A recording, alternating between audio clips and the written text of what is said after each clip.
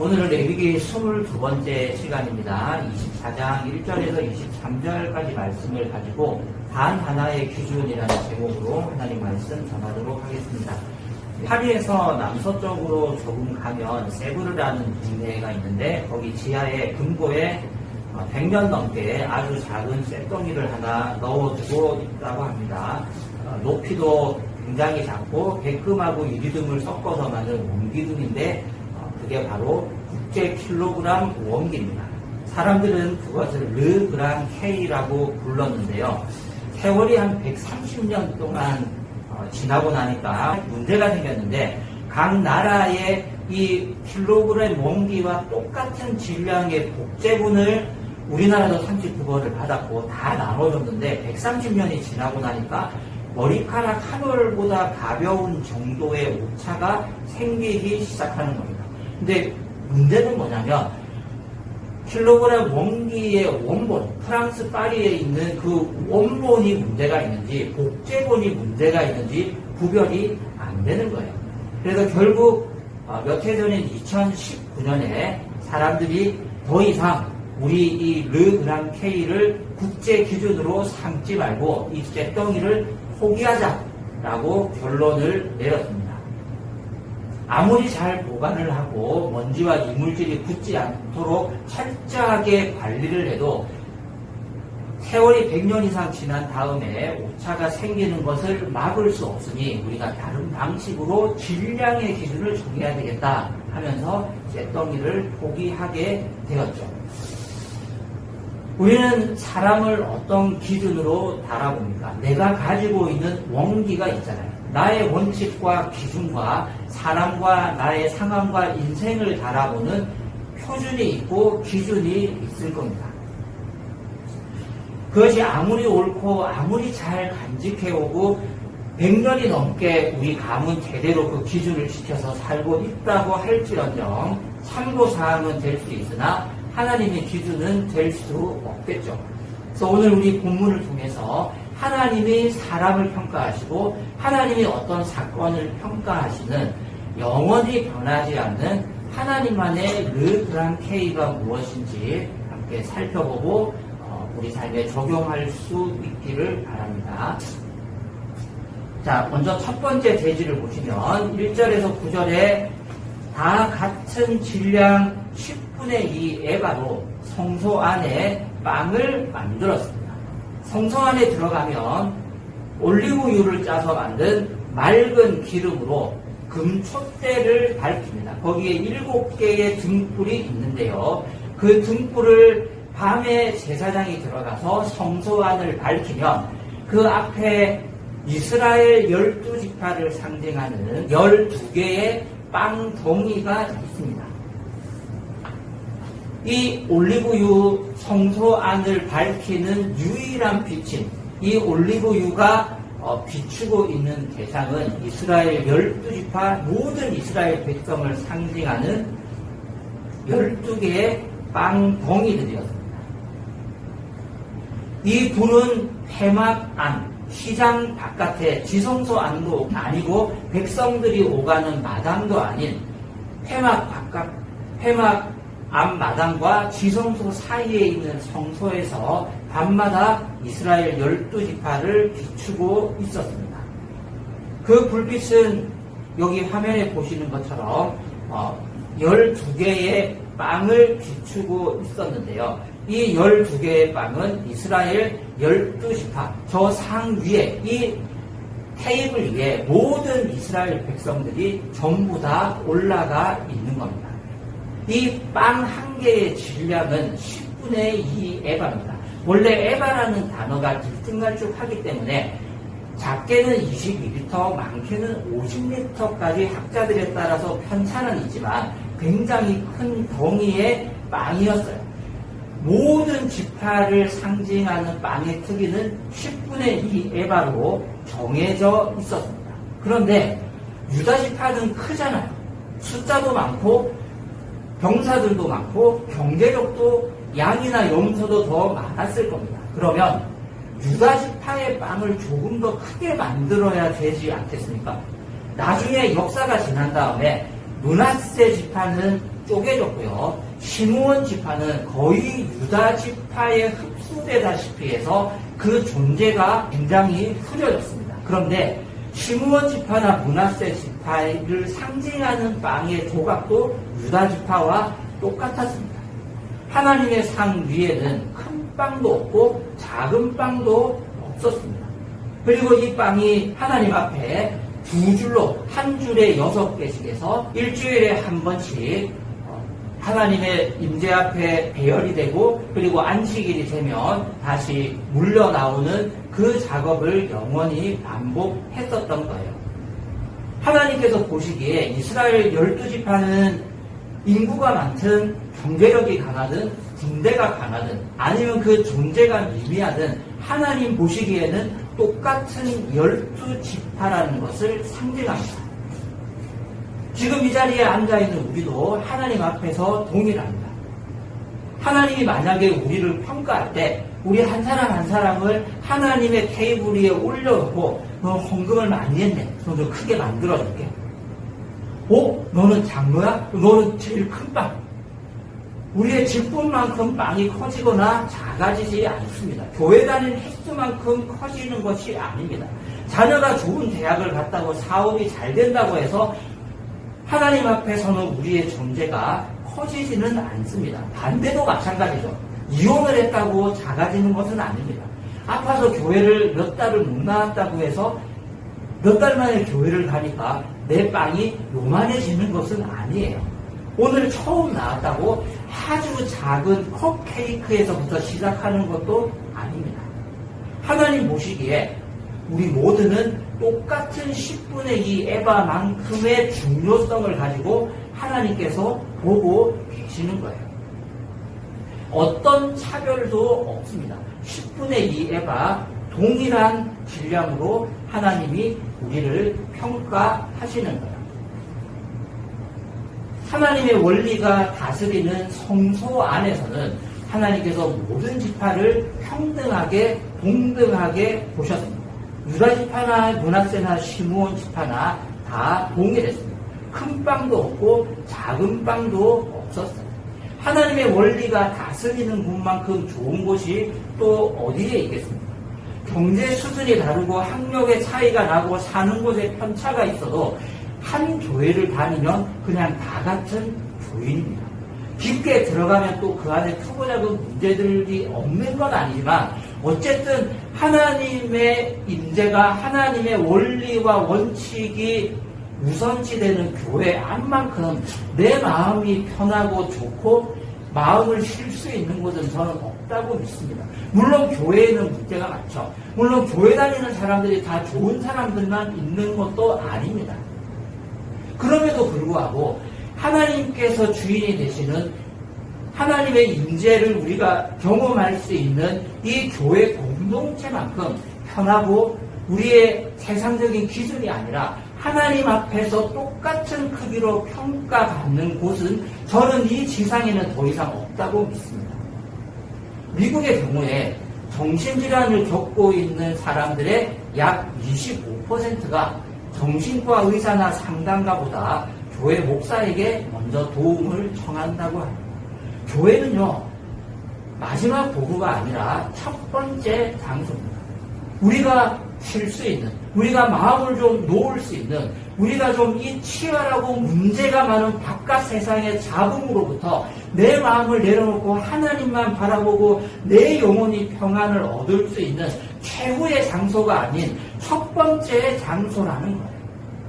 우리가 하나님 앞에 나올 때마다 우리를 차별하지 않고 우리 가진 것으로 우리를 평가하지 않고 배운 것으로 우리를 평가하지 않고 지금의 나의 성취로 우리를 평가하는 것이 아니라 있는 모습 그대로 똑같이 받아주시는 하나님 앞에서 우리가 좀 마음을 내려놓고 안식을 누리고 쉼을 얻을 수 있는 이 공간이 이 예배가 될 수 있기를 간절히 바랍니다.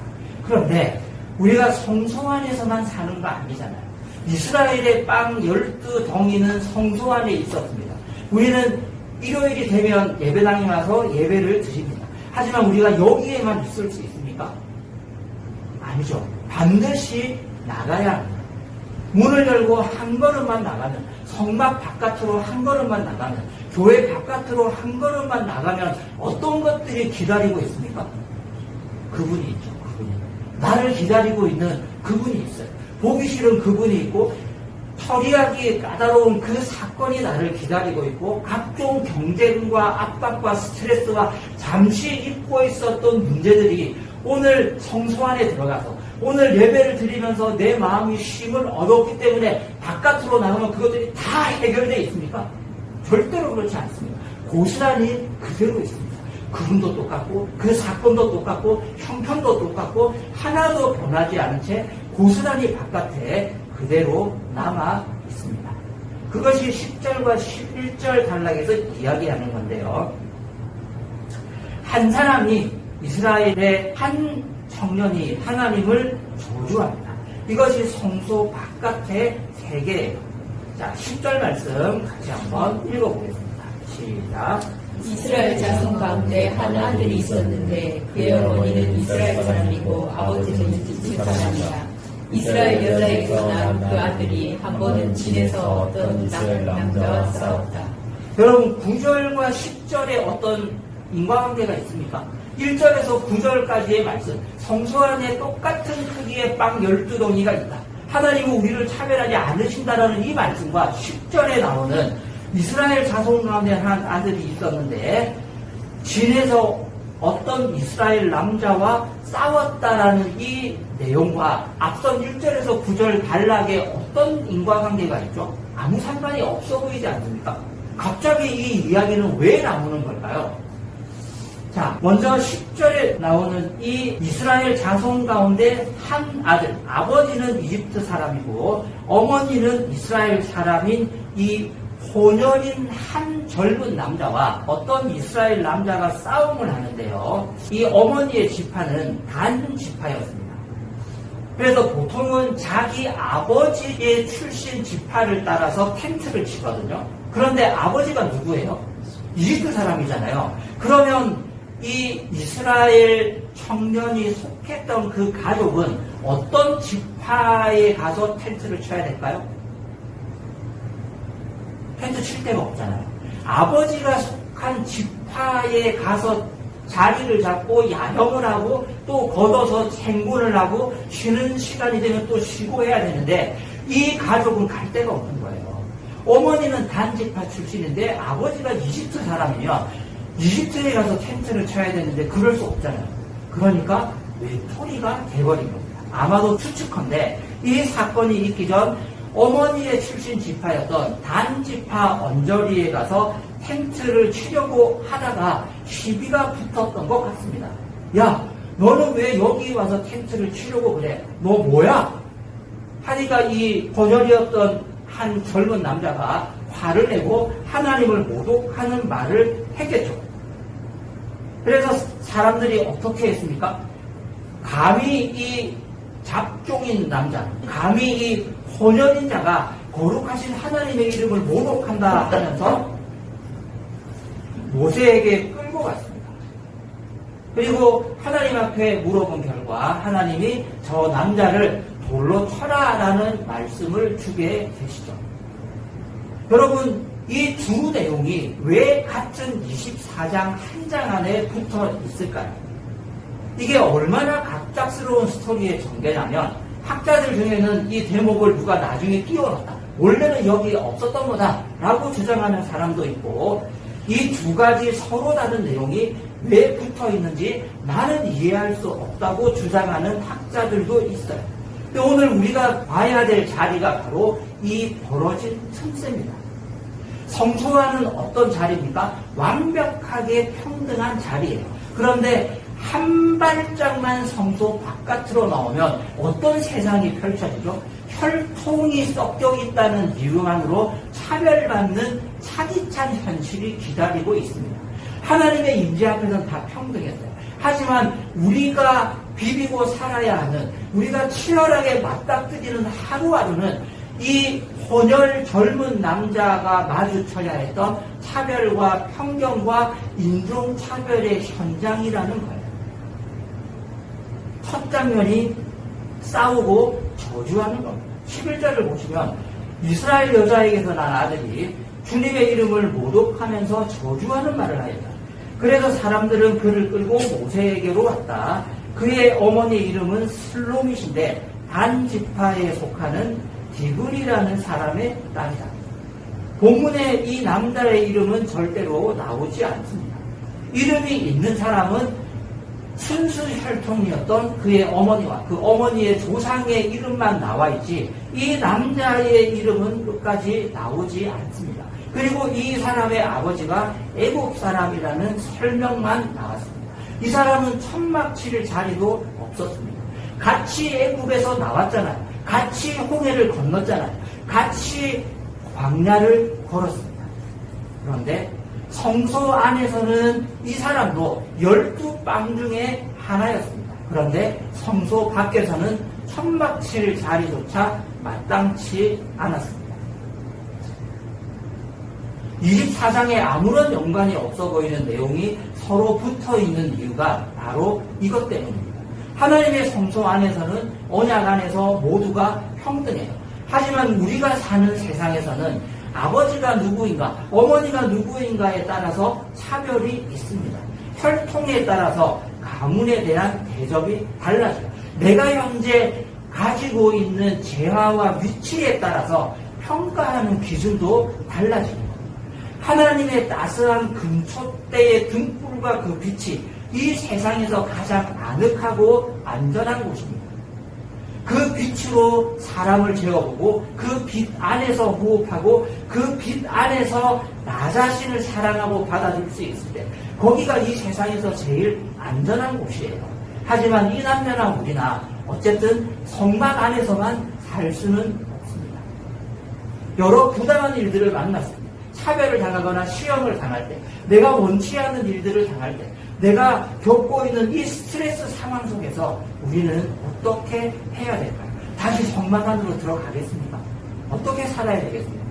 불행히도 이 남자는 그가 할 수 있는 최악의 선택을 했죠. 11절에 보면 이 사람이 여호와의 이름을 모독하고 저주했다고 하잖아요.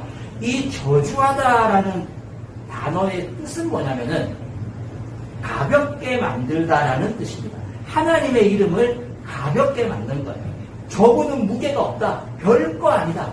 이렇게 선언해서 하나님의 무게를 지우려고 시도를 한 겁니다. 그 시대 사람들은 이런 생각을 갖고 있었습니다. 한 사람의 힘은 그 사람이 섬기는 신에게서부터 나온다. 그러니까 어떤 세력과 집단과 사람의 힘을 약화시키기 위해서는 어떻게 해야 되겠습니까? 그 집단과 사람이 섬기는 신의 이름을 가볍게 만들면, 다른 말로 모독하고 저주하면 내가 이길 수 있는 거예요. 이 남자가 선택했던 게 바로 이 최악의 방법이었습니다. 순혈 유대인들이 하나님의 율법을 근거로 아마 이렇게 시비를 걸었을 겁니다. 너는 여기에 텐트 쳐서는 안 돼. 너의 아버지는 이집트 사람이잖아. 딴 데로 가. 어디로 가라고. 그건 네가 알아서 하고 어쨌든 딴 데로 가라고. 에이, 여호와의 이름은 가볍다. 너 별거 아니다.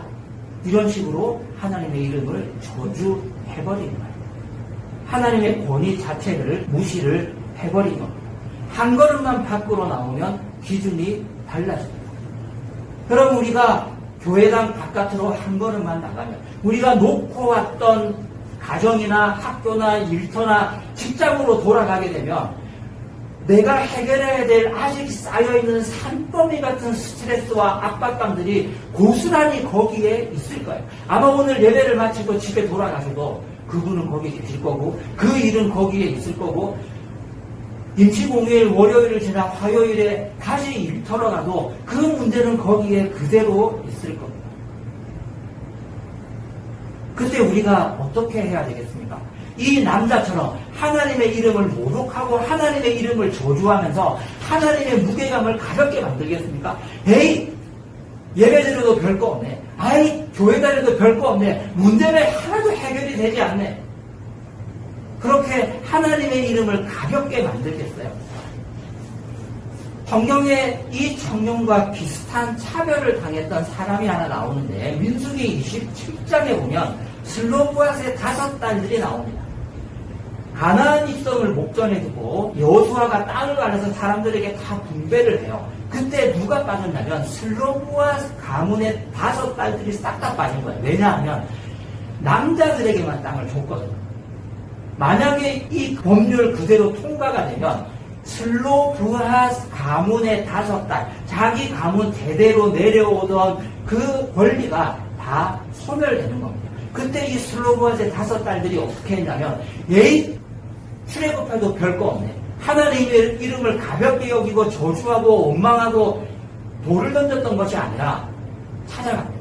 모세와 여호수아를 찾아가서 사정이 이런데, 우리도 똑같이 홍해를 건넜습니다. 우리도 똑같이 광야를 걸었습니다. 우리도 똑같이 만나와 메추라기를 먹었습니다. 우리는 이스라엘 사람입니다. 우리는 하나님의 성소 안에 진열된 12개의 빵덩이와 동일한 가치를 지닌 이스라엘 혈통입니다. 우리가 딸만 5이 있다고 해서 우리 아버지 가문의 모든 권리를 박탈하는 것은 부당하다고 생각합니다. 시정하라, 시정하라, 시정하라. 머리띠를 들고 그렇게 손을 흔들어 제낀 결과 모세가 이 문제를 가지고 성막 안에 들어가서 하나님께 엎드려서 기도해요. 하나님 이거 어떻게 하면 좋겠습니까? 하나님이 어떻게 하셨냐면 땅 줘라. 결론이 이렇게 나요. 세상이 미쳤다. 이 세상을 살기가 너무 힘들다. 예수 믿어봐야 소용없다. 똑같이 광야를 걷고 가진 고생을 하면서 약속의 땅에 가봐야 아무 소용도 없네. 은혜 받을 때 잠깐일 뿐 왜 문제는 그대로 있지? 라고 원망했던 것이 아니라 문제가 있으면 있는 대로 그 문제를 객관적으로 그대로 하나님 앞에 가져가서 탁 내려놓으면서 나 너무 억울한데요. 나 이거 받아들일 수가 없습니다. 라고 했을 때 하나님이 토달지 마. 라고 해서 기각시켰던 것이 아니라 그것을 들어보시고 그것을 받아주시고 그 딸들의 권위를 법을 수정해서 하나님의 말씀을 바꿔서라도 그 권리를 영원히 인정해 주신 거예요. 그것이 바로 세 번째 단락의 주제예요. 12절에서 23절을 보시면 동일한 법을 적용하고 성소 밖에서도 성소 안에서의 그 하나님의 인재와 하나님의 공평한 통치를 경험할 수 있는 방법을 주신 거예요. 자, 20절 말씀 같이 한번 읽어보겠습니다. 20절입니다. 시작. 부러뜨린 것은 부러뜨린 것으로, 눈은 눈으로, 이는 이로 갚아라. 상처를 입힌 사람은 자기도 그만큼 상처를 받아야 한다.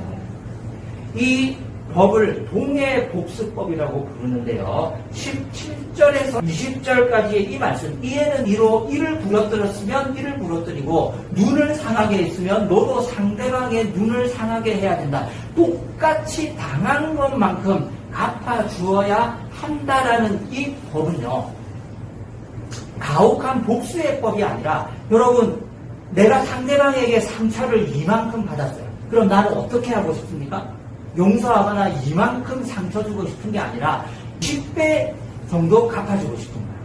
네가 나한테 이런 모욕감을 줬어? 나는 너를 진짜 죽이고 싶어. 이런 마음으로 복수심이 훨씬 더 몇 배는 더 커지는 거예요. 근데 하나님이 그거 하지 말라는 거예요. 네가 당한 것만큼만 갚아줘야 된다. 네가 당한 것만큼만 차수리 해야지. 뒤에서 살짝 박혔는데 범퍼 통으로 갈면 되겠어? 도생만 해. 이 법이에요. 근데 우리 마음은 어떻습니까? 내가 박으면 도생만 해주고 싶고 내가 받치면 어떻게 해요? 봄에까지 다 갈고 싶은 거예요. 그게 우리 마음, 사람의 욕심이 그래요. 야, 이 법은요, 하나님이 그렇게 하지 말라는 겁니다. 야, 너 양심이 있어라. 이게 이 법의 원래 취지예요. 그런데 이 법을 어떻게 적용하냐면 똑같은 법을 적용해야 해요. 이스라엘 순수 혈통은 이에는 이, 눈에는 눈, 이 법을 적용하고 순수 혈통이 아니면 몇십 배 갚아야 하는 차등적인 법이 아니에요. 22절 말씀을 보시면 이 법은 앞서 얘기했던 모든 법은 이스라엘 사람에게는 말할 것도 없고 함께 사는 외국 사람에게도 같이 적용된다. 나는 주 너희의 하나님이다. 이 22절이 굉장히 은혜로운 말씀입니다. 여러분, 출애굽하고 홍해를 건널 당시에 출애굽기의 기록에 보시면 이스라엘 백성들만 이집트에서 나온 것이 아니라 수많은 잡족들이 같이 따라 나온 거예요. 하나님이 그것을 허락해 주셨습니다. 그때 오늘 본문의 이 사건을 일으켰던 이스라엘 한 젊은 아들이 속했던 그 가문도 같이 나온 거예요. 아버지는 이집트 사람이고 어머니는 노예 출신이었던 이스라엘 사람이었습니다. 그리고 그 사이에서 아들이 하나 태어났어요. 여러분 같으면 거기에 그냥 있는 게 더 유리하겠습니까? 같이 따라 나가는 게 더 유리하겠습니까? 거기 있는 게 훨씬 낫잖아요. 내가 외로웁니까? 그럼 나가면 개고생을 해야 되는데 그냥 여기 최강대국 이집트에서 안전하게 사는 게 낫지, 갓 태어난 이 애를 데리고, 젊은 애를 데리고 저 광야로 우리가 도망을 치라고? 그렇게 하기 싫었을 거예요. 그럼에도 불구하고 어쨌든 이 가족은 같이 하나님의 인도를 따라서 하나님의 허락을 받고 홍해를 건너는 것을 선택했던 겁니다. 하나님은 하나님의 보호 아래에 있는, 이스라엘 진영 아래에 있는 이스라엘 사람에게는 말할 것도 없고 함께 사는 외국 사람에게도 같이 적용되는, 그 누구도 차별을 받지 않은 이 법을 새롭게 주셨습니다. 그 불빛이 무엇을 비추고 있습니까? 하나님의 성막 안에 있는 이스라엘 12지파, 그리고 함께 구원받은 수많은 잡족들, 혼혈들, 노예들, 외국 사람들, 순수 혈통이 아닌 유대인들 모두를 다 하나님께서 햇빛과 비를 골고루 주면서 사랑하고 품어주고 계셨던 겁니다. 차별하지 말라는 것. 그리고 이 차별하지 말라는 하나님의 율법의 정신은 성막 안에서 그랬던 것처럼 성막 바깥에서도 차별이 없어야 한다고 말씀하신 거예요. 이 난장판을 정리한 것은 하나님의 말씀이었어요. 우리의 혈기대로, 우리의 생각대로, 내가 당한 대로 너도 한번 당해봐라. 그렇게 막무가내로 내가 하고 싶은 대로 저질러버리는 게 아니잖아요. 우리가 당한 것을 한번 생각해 보십시오. 목사님 풍부하게 잘 되지 않으십니까? 내가 당한 걸 한번 떠올려 보십시오. 불이 확 뛰고 연기가 확 올라가잖아요. 이거 별다른 노력이 들지 않아요. 저절로 막 마음속에 은혜가 밀려 들어와요. 내가 당한 것을. 그럼 이거 어떻게 해야 될까요? 하나님의 이름을 저주합니까? 하나님의 이름을 가볍게 여깁니까? 이 문제는 하나님이 해결 못하시나 봐. 이 트러블은 아무리 내가 열심히 기도하고 예배당 가서 예배해도 소용없네. 아유, 그냥 포기하자. 그렇게 살라는 게 아니에요. 하나님의 은혜의 법은 불평부담한 일거리가 많고 스트레스가 많은 빡센 세상을 살아가는 그 치열한 삶의 현장에도 동일하게 무겁게 적용됨을 믿으시기 바랍니다. 방법이 없잖아요. 그럼 어떻게 해야 됩니까? 케이스가 없는데. 하나님의 이름을 모독했던 사람을 처리하는 케이스. 왜 사람들이 이 사람을 잡아가서 모세 앞에 세우고 법정에 세우고 하나님의 말씀을 들어야 했을까요? 판례가 없었기 때문에. 슬로보아스의 딸들이 왜 모세에게 가서 내 아버지의 권리를 우리의 딸들에게도 허락해달라고 요구했을까요? 법이 없었기 때문입니다. 왜 우리의 문제를 해결하지 못합니까? 법이 없습니다. 전례가 없습니다. 해보지 못했습니다. 그 고비를 넘어보지 못했던 거예요. 이 문제가 이렇게 될지 내가 어떻게 알았겠습니까? 그 사람이 그렇게 뒤통수를 칠지 내가 어떻게 알았겠어요?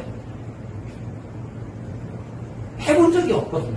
그때 어떻게 해야 됩니까? 하나님의 이름 별거 없네 하고 모독하고 가볍게 여기는 것이 아니라, 하나님, 내가 해본 적이 없어요. 이거 어떻게 하면 되겠습니까? 라고 할 때 하나님이 똑같이 자비와 은혜와 긍휼을 베풀어서 우리에게 지혜를 주시고 하나님의 말씀을 주신다는 거예요.